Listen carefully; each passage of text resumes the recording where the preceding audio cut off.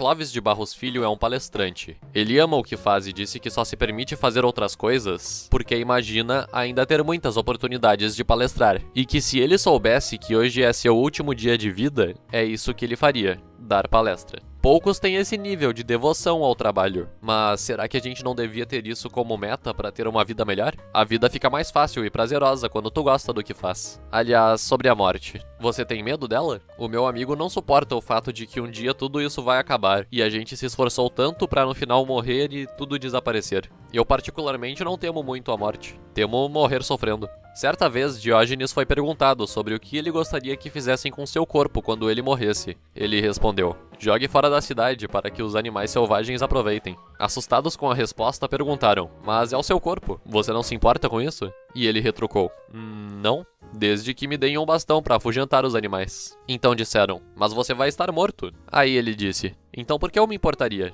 Como dizia Epicuro, a morte não é nada para nós, pois quando existimos, não existe a morte, e quando existe a morte, não existimos mais. Tem outra frase interessante dele sobre o assunto: o sábio nem nega a vida e nem tem temores de não mais viver, pois a vida não lhe é repugnante e ele não considera a morte como se fosse um mal. Do mesmo modo, na refeição, ele não faz questão da quantidade, mas dá mais valor à preparação gostosa.